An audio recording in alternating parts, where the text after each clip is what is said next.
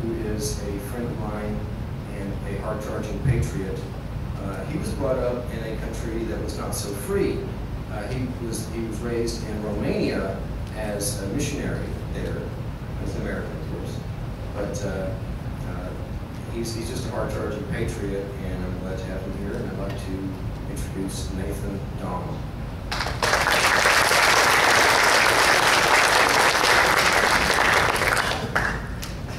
Well, thank you, Art. Thank you all for coming today. Like Art said, my background is I was a missionary in Romania for several years. It's a formerly communist and currently socialist nation.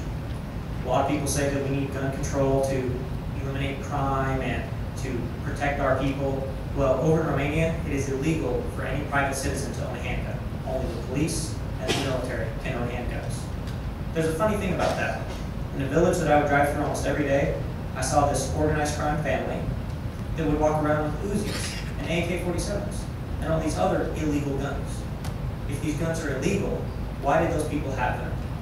Well, because laws only apply to law-abiding citizens. Criminals are going to break the law no matter what.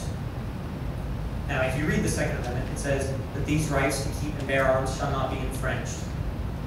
Unless, of course, we're talking about a school, then we're going to infringe upon rights, or federal property, or government property, or. They keep adding on. But in my opinion, shall not be infringed means exactly that. Shall not be infringed.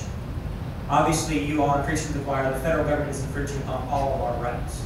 And like Art said, he stole a lot of my speech, by the way. There's only so much you can talk about in the Second Amendment. Like he said, if you read those 27 words in the Second Amendment, nowhere does it mention hunting. It doesn't mention animals. It doesn't mention anything like that. It talks about the security of a free state and a militia. Well, a lot of people say, okay, so it's talking about the military. That's what the militia is. But if you read the Oklahoma state constitution, and once we get Governor Brogdon in, we'll be able to reinstate some of this. It talks about the three branches of the military in Oklahoma: the National Guard, the State Guard, and the unorganized militia, which is every citizen.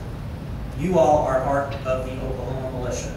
It's entirely voluntary, but you all qualify as militia members. Now, militia right now has a negative connotation.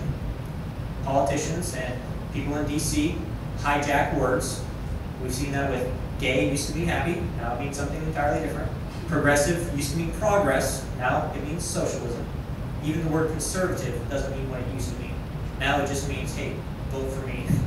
Okay? So we see how they changed these words. They did it with militia. Militia used to be a bad thing. But there's a famous story. It's called The Shot Heard Around the World. I'm sure you're all familiar with it. The Battle of Lexington and Concord, which started the American Revolution, which founded this nation. Why did that happen? Because the government, the powers that be, the British Empire, was going to confiscate the weapons of the people, the militia. Why? Because they wanted to control their lives. They wanted to stop them from having those rights and those liberties. That's why, if you read the Bill of Rights, in the preamble it says that they wanted to have some more restrictive amendments added to restrain the federal government. This isn't talking about the military. The 18 powers enumerated in the Constitution, 8 of them talk about the military. We didn't need another one. This was a right for the people to restrict the government. And so our Second Amendment rights are to secure all of our other rights. To make sure that if a government, especially, tries to come against us, but if they lack to protect us, we can protect ourselves. Or if they come against us like the British did with the colonials. They experienced it, they knew that it could happen again. It happened in Romania. The communists took over, and the people who were under communism for 40 years because they didn't have any guns. They could not stand up for themselves. And when they finally did, they were massacred until the military, the people with the guns, joined their side.